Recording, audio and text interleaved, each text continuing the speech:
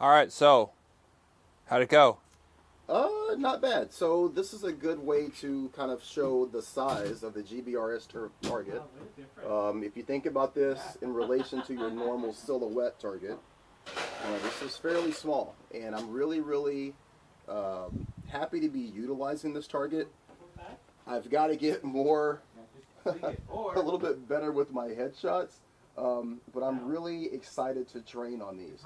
Guys, you can spend money purchasing targets, but there's so many things that you can just download online, and you can make them whatever size you want.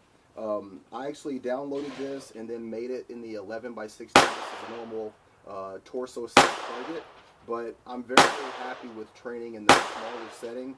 And from where I started, I'm telling you guys, 2 years ago, a year and a half ago, I've gotten so much better. Clearly, still a lot of low and left, still a lot of jerking. I've been working with my revolver a lot lately, and I've noticed that picking up the optic, I'm not as strong as I used to be picking up the optic. So what are some of the things that I have to take away from this? More dry fire, getting that time in that room, pulling that firearm, putting it on target, finding that optic. I never have to search for the optic, and I can see where I'm doing that a lot. Also, trigger control. Working with my revolver, it's a straight pull, straight through, straight off, straight through, straight off. There's not really a wall on the Smith & Wesson revolver. If you've never shot a revolver before, there's a sequence when you're pulling that trigger of spinning the cylinder and releasing that hammer, and if you short stroke it, you'll take it out of sequence.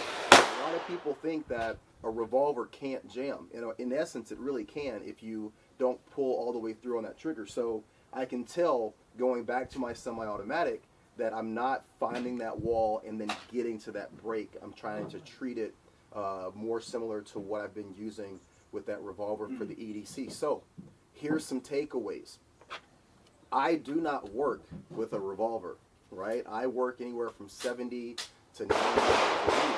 The vast majority of the time that a firearm is in my hand, it's a semi-automatic, it's a Glock. So I need to reassess, is it better for me to continue carrying that snub-nosed revolver because of the comfort, because of the likability of the placement and the feel, and then also be willing to give up some of the things like quick acquisition of that red dot, and then also having that myelinated, that just ingrained trigger finger. So these are some of the things you have to think about if you're switching off between the type or the style or the make and model of gun that you're using when you're working, and then switching to something completely different for your EDC. Now, for those of you who are super versed and experienced in firearms, maybe this isn't an issue for you. For me, someone who's relatively new in the big scheme of things to firearm ownership, this is a problem that I can see right off the bat where this has been an issue. Now,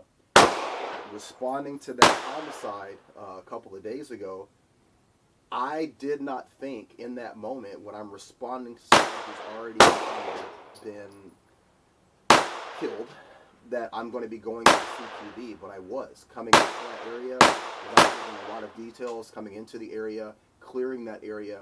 I'm utilizing CQB, and if in that moment I had to use my firearm, I can tell you right now I'd be a little bit off in terms of my ability. Still think I can get shots on target, still think the situation I can be successful in whatever I have to do.